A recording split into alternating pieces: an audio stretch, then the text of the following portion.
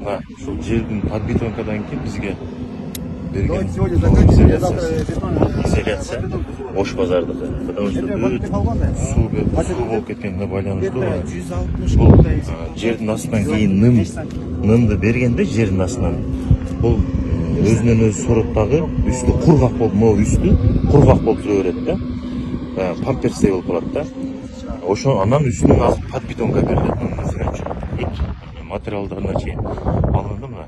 Потому что эртеңки күнү сырыс дагы болбойт. Бизде баягы 5-6 жыл, 10 жыл тургандан кийин сырыс болуп атат. Анан бул жер өзү негизинен 40 сантиметрден эле суу чыгып атат да. Биздин эң проблемабыз бүгүнкү күндө Ош базардыкы ушул болот. Анан эртеңки күнү дагы ошол 50-40 жылдан кийин курулгандан кийин сиз берген тапшырманын негизинде бүт материалдар уже келди, бүт алынды рулондоруна полностью. Мына азыр ушундан чыгып алсак, Кудай кааласа уже кетти бул жагы уже бүт жакшы болуп кетет.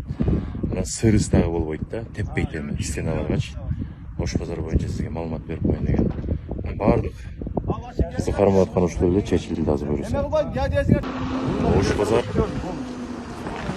полностью катлован байына чейин кетип атат. Жер аябай начар болгондугуна байланыштуу суу чыгып кеткен. Бүт иштеп атат. Могу жерге алып келип туруп, баардык ушул жерге могу жердеги гофрированный трубалардын 32 200-түк, 30 315-тик, анан 24 400-түк деп. Садыр Кожоевич, мына сиз берген тапшырманын негизинде бул жаңы курулуп аткан Ош базар. Бул жерде бүт материалдар, кольцолор келди. Булар дагы биздин өзүбүздүн мамлекеттик ишканамына өткөн Комшагалдан чыгарылып атат. Бул жерде бүт материалдар келген.